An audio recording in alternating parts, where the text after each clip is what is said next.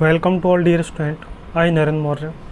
आज हम hydraulics and pneumatics का एक नया चैप्टर स्टार्ट करने आ रहे हैं जिसका नाम है हाइड्रोलिक सिस्टम।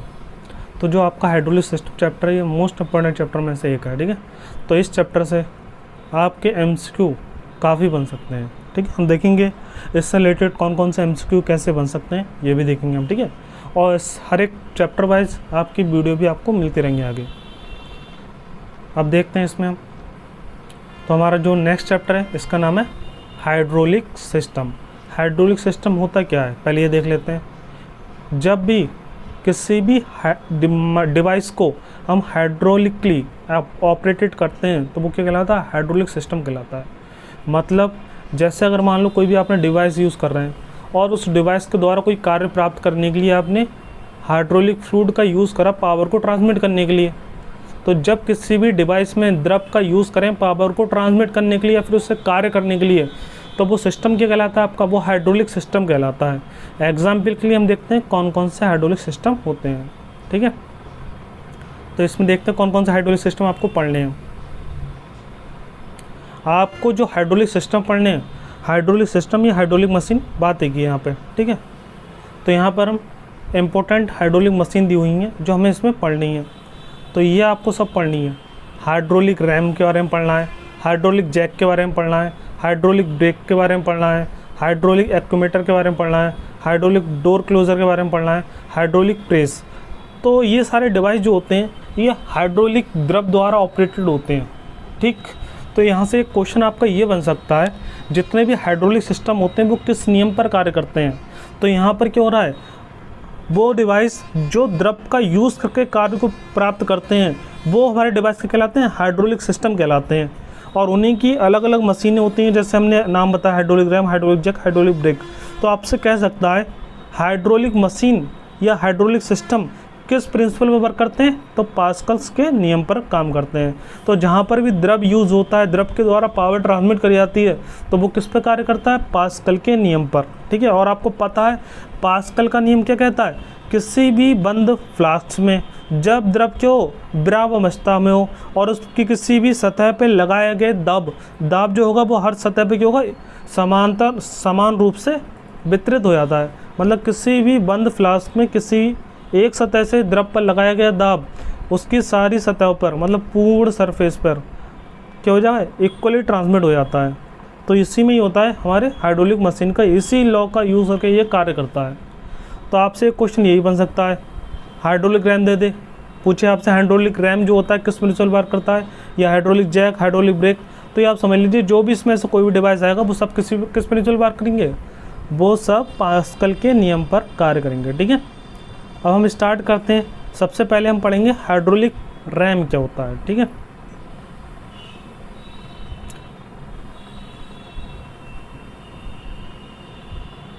यहाँ पर एक डायग्राम दिया है, ये दिया है हाइड्रोलिक रैम का डायग्राम, ठीक है। इसका यूज़ हम करते क्यों है ये बताते हैं, ठीक है। सबसे पहले थोड़ा इसका डेफिनेशन देख लेते हैं। जैसे यहाँ पर डेफिनेशन दी है हाइड्रोलिक रैम की, देखिए यहाँ पर हाइड्रोलिक रैम क्या होता है? द्रवीय रैम एक ऐसा उपकरण होता है जो कम ऊंचाई पर उपलब्ध जल की अधिक मात्रा को गतिज ऊर्जा का प्रयोग करके जल की कम मात्रा को अधिक ऊंचाई पर पंप कर देता है। यह जल आघात के सिद्धांत पर कार्य करता है, ठीक है। अब देखो ये समझ लेते हैं सही से। देखिए यहाँ पर इसका जो हमारा डिवाइस है हाइड्रोलिक रैम, इसकी वर्किंग इम्पोर्टेंट है। इससे आपसे क्वेश्चन बन सकता है कि हाइड्रोलिक रैम का क्या कार्य होता है। इतना आपको जरूर पता होना चाहिए कि हाइड्रोलिक रैम का क्या कार्य होता है। तो हाइड्रोलिक रैम, जो भी हाइड्रोलिक रैम हमारा डिवाइस है, इसका हम ज़्यादातर जो यूज़ करते हैं ये करते हैं पहाड़ी इलाकों में। जो पहाड़ी इलाके होते हैं, पहाड़ी इलाकों में क्या होता है, वाटर की सप्लाई आपको करनी है। मान लो वाटर की सप्लाई कैसे करनी है? जैसे मान लो वाटर गिर रहा है कहीं से, किसी झरने से गिर रहा है वाटर या कहीं से गिर रहा है, तो या फिर एक हाइट पर, निश्चित हाइट पर वो क्या स्टोर हो चुका है। तो पहाड़ी इलाकों में क्या होता है, अलग अलग जगह पर वाटर की वजह से भर जाता है या झीलों में क्या होता है, झील में पानी गिरता है ऊपर से, तो उस वाटर के जब वो गिर रहा है तो उसकी काइनेटिक एनर्जी के कारण वो एकदम स्पीड से गिरता है, तो उसकी काइनेटिक एनर्जी के कारण वो काइनेटिक एनर्जी का यूज़ करके उससे अधिक ऊंचाई तक द्रव को पहुंचा देते हैं। क्योंकि आपको पता है कोई भी द्रव एक जगह से दूसरी जगह कैसे पहुंचेगा, ऊर्जा का उपयोग करके, तो ऊर्जा को उपयोग करके ही तो पहुंचता है। तो वही काम करता है हमारा हाइड्रोलिक रैम। तो हाइड्रोलिक रैम का सिर्फ इतना काम होता है, किसी भी द्रव को एक निश्चित ऊंचाई से उससे अधिक ऊंचाई तक पहुंचाने का काम करता है हमारा हाइड्रोलिक रैम। तो हाइड्रोलिक रैम ऐसे डिवाइस होता है जिसकी सहायता से कम ऊंचाई के द्रव को अधिक ऊंचाई पर पहुंचाने का कार्य करते हैं हम। समझ में आया होगा। तो हाइड्रोलिक रैम क्या होता है, hydraulic ram is a device which are use to transmit water from low level to high level. तो समझ होंगे आप, जैसे यहाँ पर एग्जाम्पल के लिए दिया है, यहाँ पे क्या है सप्लाई टैंक है, ये वाला सप्लाई टैंक में क्या है, देखो इसकी हाइट कम है और इसकी हाइट क्या है ज़्यादा, मतलब कम हाइट से वो अधिक हाइट तक पहुँचा सकता है। तो क्या होता है कई बार पहाड़ी इलाके होते हैं, तो पहाड़ी इलाकों में क्या होता है लाइट की प्रॉब्लम बहुत ज़्यादा होती है, तो वहाँ पर एक डिवाइस होता है हाइड्रोलिक रैम। हाइड्रोलिक रैम का यूज़ कर लेते हैं हम, और हाइड्रोलिक रैम का यूज़ करने का ये बेनिफिट होता है लाइट की वहाँ ज़रूरत नहीं है, मतलब आपको लाइट का उपयोग करने की जरूरत नहीं है। तो वहाँ पर क्या मान लो झरने से पानी गिर रहा है, तो झरने से पानी गिर रहा है, वो पानी में क्या काइनेटिक एनर्जी ज़्यादा होगी, जो ऊंचाई से गिरेगा, तो उससे हम क्या करते हैं अंदर ले आते हैं इस डिवाइस के अंदर, और उसके कारण जो एनर्जी इसकी होती है, उस एनर्जी के कारण क्या होता है वाटर क्या होता है ऊपर लेवल पहुँच जाता है जहाँ हमें पहुँचाना होता है। तो कम ऊँचाई से अधिक ऊँचाई तक पहुँचाने के लिए हम हाइड्रोलिक रैम का यूज़ करते हैं। अब इसकी वर्किंग समझ लेते हैं एक बार, ठीक है। सबसे पहले देखते हैं इसमें क्या क्या होता है। एक होता है सप्लाई टैंक, मतलब जहाँ से आपको वाटर लेके पहुँचाना है। एक होता है डिलीवरी टैंक, जहाँ तक आपको पहुँचाना है, ठीक। यहाँ पर आप देख रहे हैं ये क्या है सप्लाई पाइप है, और ये वाला कौन सा पाइप है डिलीवरी पाइप है, ठीक है। यहाँ पे क्या है सप्लाई की वॉल्व है, यहाँ वॉल्व लगी है एंट्री वॉल्व, यहाँ से वाटर आएगा यहाँ पर, और ये वाली वॉल्व जो हमारी ये डिलीवरी वॉल्व है, यहाँ से वाटर ऊपर की तरफ जाएगा। और ये वाली वॉल्व दिख रही है ये हमारी वेस्ट वॉल्व है, इसका बात करेंगे हम क्या होता है इसका काम। तो यहाँ ये वाली वॉल्व हमारी क्या है वेस्ट वॉल्व, ठीक है। इससे क्या होता है अगर वाटर का एक्सेस अमाउंट में वाटर आता है, मतलब वाटर का अमाउंट क्या हो जाता है अंदर इस वाले बॉक्स के अंदर क्या होता है, अगर वाटर की अमाउंट ज़्यादा आ जाता है तो थोड़ा वाटर इससे बाहर निकाल देते हैं, ठीक है। और ऊपर आप देख रहे हैं ये हमारा कहलाता है एयर वेसल या फिर वायु पात्र कहलाता है, वायु पात्र। तो ये ऊपर लगा है हमारा एयर वेसल, ठीक है। अब देखो इसका यूज़ कैसे होता है, यहाँ पर एयर भरी हुई है, ठीक है, एयर भरी हुई है यहाँ पर सिर्फ। अब देखो कैसे उपयोग हुआ। सबसे पहले जो हाइट से वाटर गिर रहा है उस वाटर को सप्लाई पाइप के थ्रू सप्लाई वॉल्व से एंटर कराएंगे इस बॉक्स में, ठीक है। इसके बाद क्या होगा जैसे ये भरने लगेगा, भरने के बाद तुरंत क्या होगा ये वॉल्व ओपन हो जाएगी। ओपन होने के बाद क्या होगा जो वाटर होगा यहाँ से यहाँ पर जाने लगेगा, और यहाँ पर जाने लगेगा तो यहाँ पर ऑलरेडी पहले से भरी होती है एयर।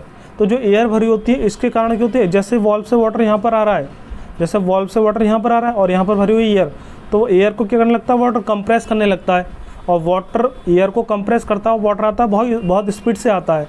ये जो प्रोसेस हम हल्के हल्के बता रहे हैं, लेकिन ये प्रोसेस होता है बहुत तेज़, कह सकते हो विदिन सेकंड होता है। वाटर बहुत स्पीड से आता है और एकदम स्पीड जाता है, तो एयर भरी होती है उसे प्रेशराइज कर देता है, और यहाँ का प्रेशर क्या होता है फिर बढ़ जाता है, और इधर का प्रेशर बढ़ने के बाद ये वाल्व क्या होती है बंद हो जाती है इधर की तरफ से, और वाटर जो होता है यहाँ से डिलीवरी टैंक तक पहुँच जाता है। समझ में आया आपको।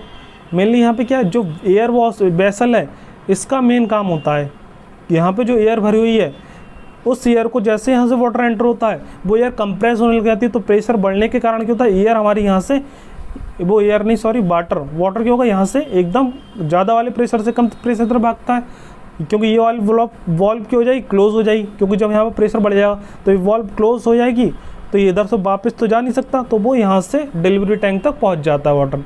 इसमें आपको इलेक्ट्रिक सप्लाई की कोई भी ज़रूरत नहीं होती है। तो आपको समझ में आया होगा हाइड्रोलिक रैम क्या होता है। हाइड्रोलिक रैम एक ऐसा डिवाइस होता है जिसकी सहायता से किसी भी द्रव को कम ऊंचाई से अधिक ऊंचाई तक पहुंचाने का काम करते हैं, ठीक है। हाइड्रोलिक रैम पास्कल्स के नियम पर कार्य करता है, ठीक है। तो यहाँ पर क्या होगा सबसे पहले वाटर आया यहाँ से आने बाद सप्लाई वाल्व में एंटर हुआ, एंटर होने के बाद क्या हुआ ये वाटर हो गया, वाटर आ गया यहाँ से डिलीवरी वाल्व से, और यहाँ पर क्या हुआ प्रेशर बढ़ने के कारण क्या पाइप से यहाँ पर डिलीवर हो गया। तो जब वाल्व बंद हो जाती है उसके बाद भी अगर वाटर आता है तो वाटर कहाँ जाएगा, तो वाटर ज़्यादा हो जाता है, तो जो वेस्ट वाल्व है तो एक्सेस अमाउंट में अगर वाटर की अमाउंट क्या हो जाती है ज़्यादा हो जाती है अंदर, तो इससे निकाल देते हैं हम, इससे निकाल दिया जाता है, ठीक है वाटर। समझ में होगा इसके वर्किंग। तो ये आपका हाइड्रोलिक रैम का वर्किंग हो गया। आगे देखते हैं हम।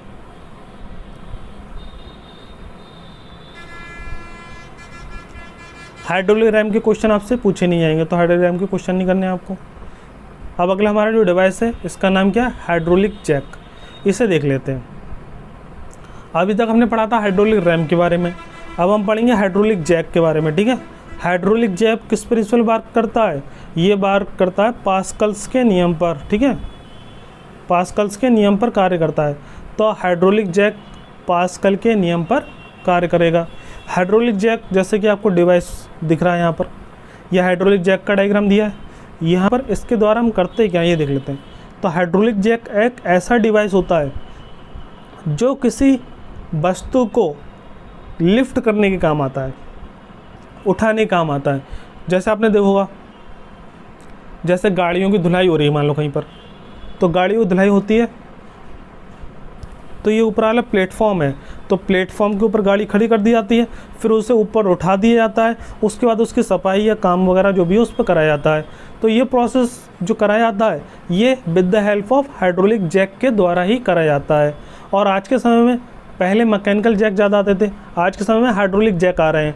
तो हाइड्रोलिक जैक में क्या होता है, हैंडल को दबाते जाओ तो अंदर प्रेशर बढ़ता जाता है, और प्रेशर बढ़ने जाता है तो ये हल्के हल्के लिफ्ट होने लगता है। तो ये आपने देखा हाइड्रोलिक जैक। तो हाइड्रोलिक जैक का हम यूज़ करते हैं किसी भी गाड़ी ट्रक वगैरह के टायर को चेंज करने के लिए, साथ में किसी गाड़ी को जिसकी धुलाई वगैरह करनी है उसे लिफ्ट करने के लिए एक हाइट पे। तो हाइड्रोलिक जैक क्या होता है, एक ऐसा डिवाइस होता है जिसकी सहायता से हम क्या करते हैं, किसी भी वस्तु को लिफ्ट करते हैं, ठीक है। आप देखो इसमें डेफिनेशन देख लेते हैं। यह एक द्रव चलित सुबह पोर्टेबल मशीन है जिसका उपयोग सामान्य कार, बस या ट्रक आदि में पहिया बदलते अथवा मरम्मत करने के लिए वाहन को उठाने में किया जाता है। इसका कार्य प्रणाली भी द्रव्य प्रेस की समान ही है। मेन ये समझ लो इसका, आपको मेन समझ लिया। हाइड्रोलिक जैक क्या होता है, हाइड्रोलिक जैक एक ऐसा डिवाइस होता है जिसकी सहायता से किसी भी, कह सकते हैं, कार को, बस को, ट्रक को लिफ्ट करा जाता है। किस काम के लिए, टायर वगैरह चेंज करने के लिए, या फिर उस पर कोई मरम्मत करने के लिए, धुलाई करने के लिए, ठीक है। तो हाइड्रोलिक जैक कार्य कैसे करता है और इसके पार्ट्स कौन कौन से होते हैं ये देखते हैं। अब देखिए यहाँ पर ये वाला जो पार्ट है, यहाँ पर जो सबसे ऊपर वाला पार्ट है जिस पे गाड़ी वगैरह खड़ी होती है या फिर किसी टायर चेंज करना है तो उस पार्ट्स को हम यहाँ पर रखते हैं। तो ये तो आपको कहलाता है प्लेटफॉर्म। मतलब जिस वस्तु को आपको लिफ्ट करना है उसे हम प्लेटफॉर्म के ऊपर रखते हैं। तो ये वाला भाग होता है प्लेटफॉर्म, ठीक है। इसके नीचे वाला जो पार्ट है यहाँ पर, ये हमारा कहलाता है रैम। ये क्या है हमारा, ये रैम है, एक ये वाला रैम है, ठीक। अब अंदर जो वाला ये पूरा सिलेंडर है हमारा, ये अंदर वाला पूरा क्या है, सिलेंडर है ये। अब इधर आ जाते हैं, ये क्या है, एक वॉल्व यहाँ पर है, एक वॉल्व यहाँ पर है। यहाँ पर देखते हैं ये क्या हमारा प्लंजर है। प्लंजर जो होता है इस रैम के कंपैरिजन में थोड़ा पतला होता है, ठीक है। तो ये हमारा प्लंजर है और यहाँ पे दिया हुआ है हैंडल, ठीक। अब इसकी वर्किंग कैसे होती है ये देख लेते हैं। देखिए हाइड्रोलिक जैक के द्वारा हम क्या करेंगे, किसी वस्तु को लिफ्ट करते हैं। कैसे करते हैं वो देखिए, जैसे हैंडल है यहाँ पर, तो हैंडल के द्वारा अगर आपको लिफ्ट करना है तो इसके अंदर क्या भरा हुआ है, फ्लूइड भरा हुआ है, द्रव, ठीक। जब द्रव भरा हुआ है ऑलरेडी इसमें, ठीक, यहाँ पे ऑलरेडी पूरा हमारा द्रव से भरा हुआ है किसी। तो यह जब द्रव भरा हुआ है तो यहाँ पे क्या करेंगे, हम कोई फोर्स लगाएंगे, तो जो फोर्स लगाएंगे वो इक्वली क्या हो जाएगा, चारों तरफ ट्रांसफ़र हो जाएगा, मतलब इक्वली डिस्ट्रीब्यूट हो जाएगा। तो इसके द्वारा हम कैसे लिफ्ट करते हैं वो देखते हैं। जो हैंडल है यहाँ पर, इस हैंडल को हम जब ऊपर से नीचे लाते हैं, दबाते हैं, तो यहाँ से जो यह प्लंजर वाला भाग होता है ये नीचे आता है, और प्लंजर वाला भाग जैसे नीचे आएगा तुरंत हमारा ये वाला वॉल्व क्या हो जाता है, क्लोज हो जाता है। ये वाला वॉल्व क्लोज हो जाता है, ठीक। ये वाला वॉल्व क्लोज हो जाएगा और क्या होगा, फिर यहाँ से जो हमारा फ्लूइड होगा हाई प्रेशर के साथ आगे बढ़ेगा, प्रेशर को ट्रांसमिट करेगा।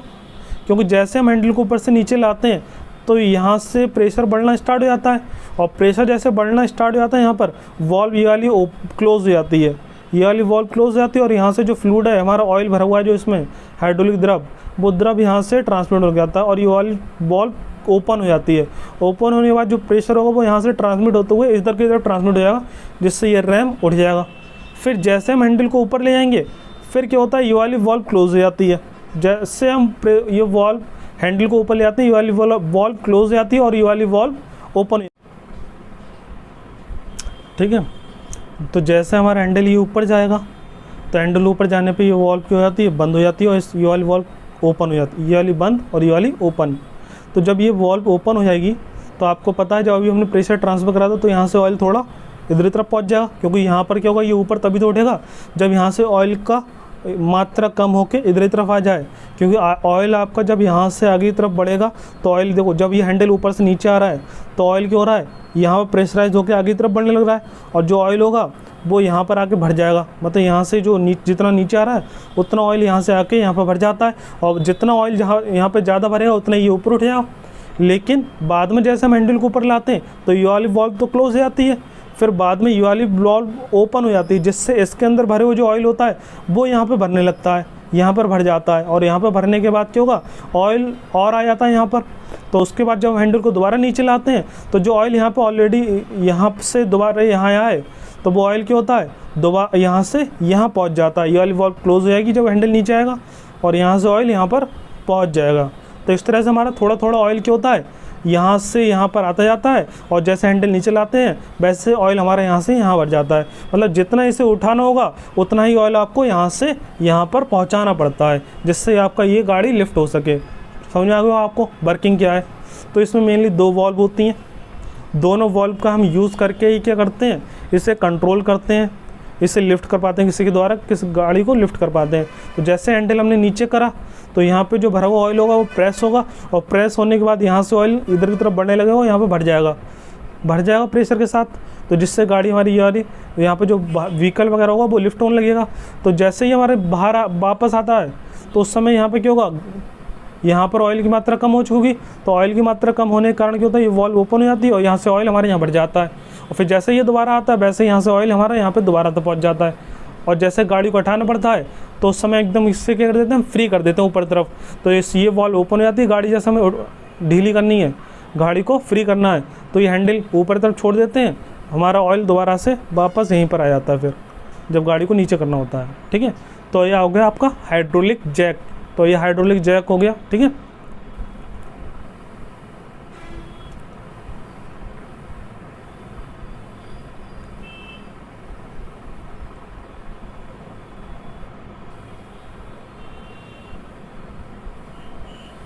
हाइड्रोलिक जैक पे छोटा सा एक फॉर्मूला देख लेते हैं। ठीक है,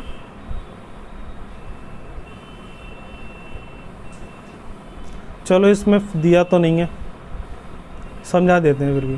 ठीक है, समझा देते हैं हाइड्रोलिक जैक।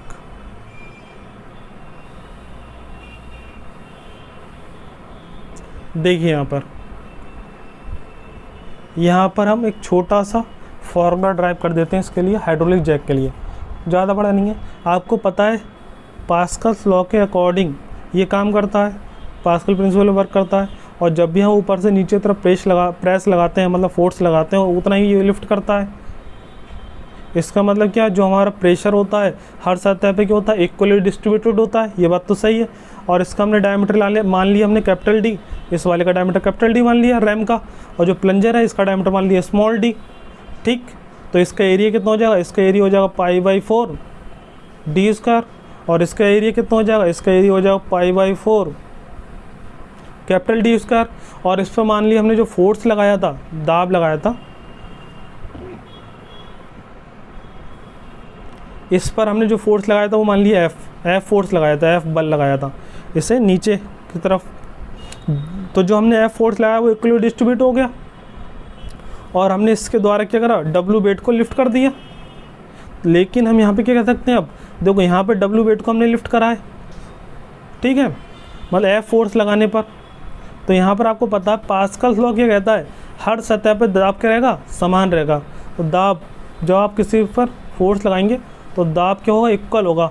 मतलब यहाँ पे कह सकते हैं इससे मान लिया 1 और इससे मान लिया 2, तो P1 और P2 दोनों क्या रहेंगे, समान। मतलब यहाँ पे जो दाब आएगा वही दाब यहाँ पर होगा, इक्वली दाब डिस्ट्रीब्यूट हो जाता है। तो P1 और P2 क्या रहेंगे, बराबर रहेंगे। तो यहाँ से एक फॉर्मूला निकाल सकते हो। आपको पता है प्रेशर इक्वल टू क्या होता है, बल अपॉन क्षेत्रफल होता है। तो यहाँ पे अगर हम इसके लिए इक्वेशन निकालें प्लंजर के लिए, ऊपर रैम के लिए, तो रैम के लिए देखिए क्या हो जाएगी, रैम के लिए दाब का मान निकालते हैं। रैम के लिए दाब P equal to F upon A, F यहाँ बाहर कितना था, W था, और एरिया कितना होगा π/4 d स्क्वायर। तो ये इक्वेशन किसके लिए आ गई, π/4 d स्क्वायर आ गई। किसके लिए आ गई, ये आ गई रैम के लिए, तो W अपॉन π/4 d स्क्वायर आ गई रैम के लिए। इसी तरह से प्लंजर के लिए निकालते हैं। प्लंजर के लिए क्या होगा, दाब, प्लंजर के लिए दाब होगा हमारा P1 equal to F force लगाया, F upon π/4 d square, small d square लगाएंगे यहाँ पे। अब जब P1 और P2 दोनों क्या होंगे, बराबर होंगे, क्योंकि पास्कल नियम यही कहता है। तो पास्कल का नियम अप्लाई करके P1 और P2 क्या कर देंगे, हम बराबर कर देंगे। और P1 का जो मान था वो रख देंगे हम, P1 का मान था F अपॉन π/4 d स्क्वायर, और P2 का मान था W upon π/4 capital D square. यहाँ से π/4 से π/4 कैंसिल हो जाएगा, तो आपका इक्वेशन में क्या आएगा, यहाँ से बल का मान आ जाएगा आपका, क्या आएगा, बल का मान आएगा F equal to W upon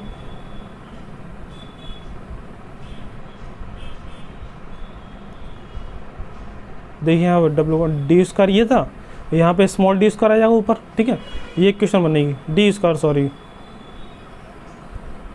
अब यहाँ से देखिए आसानी से आप निकाल सकते हैं कि कितना फोर्स लगने पर हम कितना लिफ्ट कर सकते हैं। अब मान लेते हैं हम यहाँ पर दोनों के जो व्यास होंगे पहले तो अलग अलग होंगे, ठीक है। अब स्मॉल d मान लिया हमने, मान लो इसका 1 सेंटीमीटर मान लिया एरिया, और कैपिटल D मान लिया 10 सेंटीमीटर, ठीक। स्मॉल d 1 सेंटीमीटर और कैपिटल D 10 सेंटीमीटर। इससे हमें ये निकालना है कि कितना फोर्स लगाने पर गाड़ी जो प्रेशर होता है इस पर कितना डिस्ट्रीब्यूट हो पाता है, मतलब कितना ये लिफ्ट करने के लायक प्रेशर ट्रांसमिट करता है।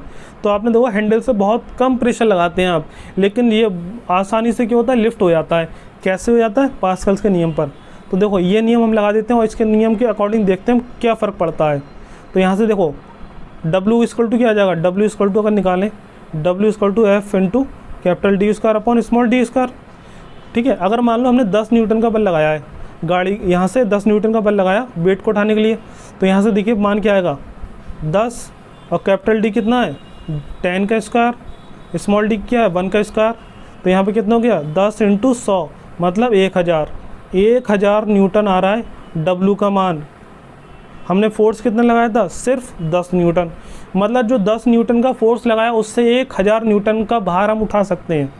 मतलब समझ सकते हो आप हाइड्रोलिक जो हमारा जैक है कितना कार्यफुल है। तो हाइड्रोलिक जैक के द्वारा बहुत कम प्रेशर लगा के हम बहुत अधिक काम करवा सकते हैं। इससे हाइड्रोलिक जैक का इसलिए यूज़ करा जाता है। इसलिए आपके देखते हैं गाड़ियों को जो लिफ्ट कराता है टायर चेंज करने के लिए, तो बहुत कम फोर्स लगाते हैं और इतनी भारी गाड़ी आसानी से उड़ जाती है, क्योंकि ये इस फार्मूले पे, तो जो ये आपका फार्मूला था, इसी फार्मूले के द्वारा किसी भी गाड़ी को हम आसानी से लिफ्ट कर सकते हैं। सोचो 10 न्यूटन के फोर्स द्वारा 1000 न्यूटन का वेट लिफ्ट कर सकते हैं हम। इतना हम फोर्स, बताओ 10 न्यूटन फोर्स है, ठीक है। तो आप समझ गए होंगे। तो हाइड्रोलिक जैक का ये हमने फार्मूला ड्राइव करा था, ये बुक में नहीं दिया आपके, ठीक है। तो ये हाइड्रोलिक जैक का आपको फार्मूला भी लिख लेना है, आपसे पूछा जा सकता है हाइड्रोलिक जैक का फार्मूला, ठीक है। आगे देखते हैं अगला टॉपिक। हमारा आज हाइड्रोलिक रैम हो गया, हाइड्रोलिक जैक हो गया। अब हम पढ़ेंगे हाइड्रोलिक ब्रेक के बारे में, ठीक है। हाइड्रोलिक ब्रेक देखते हैं। सबसे पहले इसकी हम बात करते हैं हाइड्रोलिक ब्रेक होता क्या है। ये एक द्रवीय ब्रेक है, मतलब हाइड्रोलिक ब्रेक है, द्रव के द्वारा ऑपरेटेड होता है, ठीक है। द्रव दाब द्वारा क्रियान्वित होते हैं। ये पास्कल के नियम पर कार्य करते हैं, जिसके अनुसार स्थिर अवस्था में द्रव पर लगाया गया दाब सभी दिशाओं में एक समान कार्य करता है। मेन ये समझ लीजिए, हाइड्रोलिक ब्रेक ऐसा एक ब्रेकिंग सिस्टम होता है जो हाइड्रोलिकली ऑपरेटेड होता है, मतलब किसी द्रव द्वारा ऑपरेटेड होता है। तो जो हम ब्रेक पर प्रेशर लगाते हैं वो प्रेशर क्या होता है, द्रव द्वारा इक्वली ट्रांसमिट हो जाता है, जिससे जो हमारी गाड़ी होती है उसमें ब्रेक लग जाते हैं, टायर रुक जाता है, ठीक है। तो आपको नाम से क्लियर है। वैसे भी हाइड्रोलिक ब्रेक क्या है, एक ऐसा डिवाइस होता है जिसके द्वारा हाइड्रोलिकली ब्रेक ऑपरेटेड करा जाता है, और ये पास्कल के नियम पर कार्य करता है। इसकी वर्किंग देख लेते हैं हम, जिससे आपको क्लियरिफाई हो पाएगा कि हाइड्रोलिक ब्रेक क्या है। तो हाइड्रोलिक ब्रेक के बारे में तो पता ही चल गया आपको, पास्कल के नियम पर काम करता है। और हाइड्रोलिक ब्रेक का यूज़ करके हम क्या करते हैं, किसी भी गाड़ी के जो टायर होते हैं उससे स्थिर अवस्था में लाने का कार्य करते हैं with the help of hydraulic power, ठीक है। अब देखते हैं इसकी वर्किंग। सबसे पहले इसके पार्ट्स देख लेते हैं, कौन कौन से पार्ट्स होते हैं, फिर इसकी वर्किंग देखेंगे, ठीक है। स्टार्ट करते हैं। देखिए यहाँ पर ये ऊपर देख रहे हैं आप, ये ब्रेक पैडल है, ठीक। जो ब्रेक पैडल है इसके इस वाले पोर्शन पे हम क्या करते हैं, दाब लगाते हैं, पैर द्वारा यहाँ पे दाब लगाया जाता है, यहाँ पे दाब लगाते हैं ब्रेक पे, ठीक है, यहाँ पर दाब लगाते हैं। ये ब्रेक पैडल है और ये क्या है, पिवट पॉइंट है। पिवट पॉइंट कुछ नहीं है एक तरह से, ये हमारा ब्रेक पैडल को इस वाले पिस्टन के साथ जोड़ने का काम करता है। इस वाली रॉड के साथ, हमारी जो है यहाँ पर रॉड, इसके साथ जोड़ने का काम करेगा ये, ठीक, कनेक्टिंग रॉड कह सकते हैं यहाँ पर ये। तो ये जो पिवट है, पिवट एंड क्या करता है, ब्रेक पैडल को इस वाली रॉड के साथ जोड़ने का काम करता है। ये हमारा जो क्या कहलाएगा, कनेक्टिंग रॉड कहलाएगा। और जो ये वाला हमारा पार्ट है ये पिस्टन कहलाता है, ये गोल होता है। और ये जो बाहर वाला पार्ट है ये सिलेंडर होता है। और ये जो बीच में दिया है आपको, ये स्प्रिंग है, ये बीच में जो दिए हैं वो स्प्रिंग है, ठीक है। और यहाँ पर हमारे स्प्रिंग के बाद आ जाए तो यहाँ पर जो हो रहा है, एक दो नली दी हुई हैं, दोनों नलियों से क्या होगा, जो प्रेशर हम लगाएंगे तो जो द्रव होगा वो द्रव हाई प्रेशर साथ इधर की तरफ और इधर की तरफ आगे की तरफ बढ़ना है। तो ये दो पाइप दिए हुए हैं यहाँ पे। और पाइप के क्या है यहाँ पर, तो जैसे आप मान लो कोई 4 व्हीलर है, तो 4 व्हीलर के आगे वाले दोनों पहियों मान लो इस तरह के ब्रेक दिए हुए हैं, ठीक है। एक पहिया ये हो गया, एक पहिया ये हो गया। ब्रेकिंग सिस्टम आपने अप्लाई करा, उसके बाद जो ब्रेक होगा वो इस तरह से आगे की तरफ। यहाँ पे क्या है, ये यहाँ पे ये ब्रेक शूज़ होते हैं। ब्रेक शूज़ का क्या काम होता है, ये वाले जो पार्ट हैं आपके, ये क्या है, ब्रेक शूज़ है। ब्रेक शूज़ का यहाँ पे काम क्या होता है, जो भी आप यहाँ से प्रेशर जनरेट होगा, उस प्रेशर के कारण क्या होगा, यहाँ पर एकदम प्रेशर बढ़ने के बाद क्या होगा, जो आपके ये पार्ट दिख रहा है बीच वाला पार्ट क्या होगा, पहले आराम से कांटेक्ट में होते हैं, मतलब बीच में खाली जगह बहुत कम होती है, तो बीच में इधर की तरफ होते हैं, अंदर की तरफ होते हैं। और ये आपको ये वाली जो दोनों प्लेट दिख रही है, ये वाली जो ये दोनों प्लेट है यहाँ पर, ये वाली प्लेट और ये वाली प्लेट, ये अंदर की तरफ होती हैं। लेकिन जैसे द्रव आता है तो ये आगे की तरफ बढ़ने लगता है, ये भी आगे की तरफ बढ़ने लगता है, जिससे ये क्या होता है, ये फैलने लगता है। ये फैलने लगता है तो जो ब्रेक शूज़ होगा, ब्रेक शूज़ क्या होता है, इसकी बाहरी सरफेस खुरदरी होती है, रफ होती है, जिससे क्या होता है, ये टायर के कॉन्टैक्ट में आता है। तो जैसे ये चारों तरफ फैलने लगता है तो ये जो ब्रेक शूज़ होते हैं वो उस टायर के कांटेक्ट में आने के कारण क्या होता है, एकदम चिपक जाते हैं टायर से। और टायर से चिपकने के बाद क्या होते हैं, उसे एकदम ब्रेक में लाने का कार्य करते हैं ये। तो जैसे अगर मान लो कोई गाड़ी है, गाड़ी का टायर घूम रहा है, तो उसके बाद जैसे हमने ब्रेक अप्लाई करा, तो ब्रेक अप्लाई करने के बाद क्या होता है, जो पिवट पॉइंट होता है ये हमारा पावर ट्रांसमिट कर देता है पिस्टन को। और पिस्टन में ट्रांसमिट होने के बाद क्या होता है, जो हमारा यहाँ पर भरा हुआ क्या है, ऑयल वगैरह भरा हुआ है, वो प्रेस होगा। और प्रेस होने के बाद दाब बढ़ेगा, और दाब बढ़ने के बाद यहाँ से यहाँ और यहाँ से यहाँ की तरफ क्या होगा, हाइड्रोलिक द्रव मूव करेगा और द्रव यहाँ पे भरने लगेगा। यहाँ पर जो मिड वाले पॉइंट है वो भरने लगेगा। तो जिससे क्या होगा, जो हमारे व्हील सिलेंडर है इसका ये वाला पार्ट और ये वाला पार्ट, जो ब्रेक शूज़ हैं, ये इधर और इधर तरफ फैलने लगेंगे। और फैलने लगते हैं तो जो आपका ये ब्रेक ड्रम होता है, जो ब्रेक ड्रम होता है, टायर के कांटेक्ट में आता है। और टायर के कांटेक्ट में आने के कारण क्या होता है, टायर को भी रोकने का कार्य करता है। टायर के एकदम घर्षण में कांटेक्ट में आ जाएगा, सोचो अपना भी, जो एकदम फैल जाएगा। ये फैलने के बाद क्या होगा, क्योंकि यहाँ से प्रेशर बढ़ गया तो यहाँ पे बीच में फ्लूइड भर गया। फ्लूइड भरने के बाद ये इधर भागेगा, ये इधर भागेगा, जिससे क्या होगा, क्योंकि यहाँ पे क्या है, एक तरह समझ लो ये छोटी छोटी पिस्टन है। तो जैसे यहाँ पर ऑयल भरता है तो पिस्टन इधर आएगी, ये वाली इधर आती है, जिससे हमारे जो ब्रेक शूज़ होते हैं चारों तरफ फैल जाते हैं। और फैलने के बाद होता है, जो शूज़ होते हैं वो टायर के कांटेक्ट में आके क्या करते हैं, रगड़ जनरेट करते हैं, जिससे टायर रुक जाता है। और जैसे हम ब्रेक को रिलीज़ करते हैं तो जो भरा हुआ ऑयल होता है यहाँ पे वापस यहाँ से यहाँ आ जाता है। और स्प्रिंग क्या करता है, इससे वापस ब्रेक शूज़ को फ्री कर देता है, मतलब ब्रेक सिस्टम को फ्री कर देता है, वापस बाहर वापस लौट आता है। ये अपनी पोजीशन पे वापस पहुँच जाता है और ये ऑयल फ्लूइड यहाँ से दोबारा यहाँ पर आ जाता है, ठीक है। इसलिए यहाँ पर स्प्रिंग है, जैसे हम फ्री करते हैं तो स्प्रिंग दोबारा वापस लाने का कार्य करता है। तो आपको फिर तो ये वर्किंग समझ में आ गई होगी। तो एक बार हम देख लेते हैं शॉर्ट में और, ठीक है। देखिए सबसे पहले हम क्या करेंगे, पैर द्वारा इस पैडल पे दाब लगाएंगे। जो दाब लगा होगा उससे कनेक्टिंग रोड पे ट्रांसमिट कराया जाएगा। वो उस दाब के कारण जो पिस्टन होगी वो आगे तरफ बढ़ेगी। और अब पिस्टन जैसे आगे तरफ बढ़ेगी, क्योंकि हमने यहाँ से दाब लगाया, तो दाब बढ़ाने के कारण क्या होगा, पिस्टन आगे तरफ बढ़ेगी। पिस्टन जैसे आगे बढ़ेगी तो यहाँ पे जो ऑयल फिल करा हुआ है वो ऑयल क्या करेगा, आगे की तरफ भागने लगेगा। और आगे की तरफ भागते हुए क्या करेगा, जो दाब बढ़ा हुआ, बढ़ते दाब के साथ क्या होगा, यहाँ पे प्रेशर बढ़ गया तो हमारा यहाँ से यहाँ की तरफ आने लगेगा और यहाँ पर बीच में इसके अंदर भर जाएगा। तो जो बीच में व्हील के सिलेंडर दिए हुए हैं छोटे छोटे, उसमें भरने लग जाता है। और भरने के कारण क्या होता है, जो हमारी पिस्टन होती हैं दोनों, ये इधर तरफ और ये इधर तरफ भागने लग जाती है, जिससे हमारे जो ब्रेक शूज़ होते हैं ये फैलने लगता है। और जैसे ब्रेक शूज़ फैलेंगे उससे हमारे टायर के कांटेक्ट में आने के चांसेस बढ़ जाते हैं, जिससे कारण टायर में रगड़ जनरेट होती है और उसी रगड़ जनरेट होने के कारण क्या होता है, ब्रेक लग जाते हैं। और फिर जैसे आपको गाड़ी को फ्री करना है, मतलब ब्रेक को हटाना है, तो आप पैडल को भी करते हैं फ्री छोड़ देते हैं, और फ्री छोड़ने के बाद क्योंकि दोबारा से हमारा पैडल भी फ्री हो जाता है, ये वापस पिस्टन इधर तरफ आने लग जाती है। यह वापस कैसे आती है यहाँ पे, क्योंकि स्प्रिंग लगा, स्प्रिंग से ढकेलने का काम करता है। तो जैसे यहाँ से प्रेशर कम हो जाता है, मतलब पैर हट जाता है हमारा, वैसे ही ये वापस आ जाता है। और वापस आने के बाद क्योंकि जो ऑयल वगैरह यहाँ भरा हुआ था वो भी वापस आने लगता है, वो भी वापस यहीं पर भर जाता है।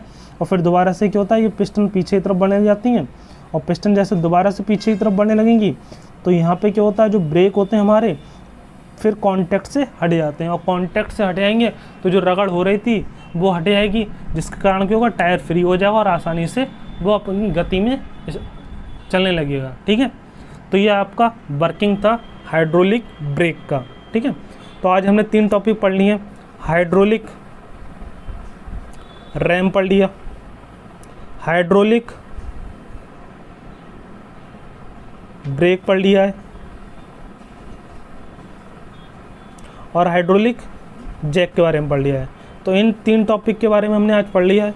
सबसे इम्पोर्टेंट अगर बात करें इसमें क्वेश्चन कैसे कैसे बन सकते हैं, आपसे एक क्वेश्चन तो यही पूछ सकता है, नाम दे दे मान लो हाइड्रोलिक ब्रेक किस प्रिंसिपल पर करता है, तो पास्कल्स के नियम पर कार्य करता है। ठीक, और साथ में आपसे क्या पूछ सकता है, इन सब के नाम दे दे और आपसे पूछ ले कौन सा डिवाइस गाड़ी को लिफ्ट करने के लिए यूज़ होता है, तो हाइड्रोलिक जैक का यूज़ होता है गाड़ी को लिफ्ट करने के लिए। और क्वेश्चन कैसे बन सकते हैं, वो आपको कह सकता है कि ब्रेक शू किस डिवाइस में यूज़ होते हैं, तो आपको इसका पता होना चाहिए ब्रेक शू किस में यूज़ होंगे, हाइड्रोलिक ब्रेक में यूज़ होंगे। ठीक है, तो इस तरह से क्वेश्चन बनते हैं इसमें। ठीक है, आज के लिए बस इतना रहने देते हैं, बाकी हम अगले लेक्चर में पढ़ेंगे। ठीक है।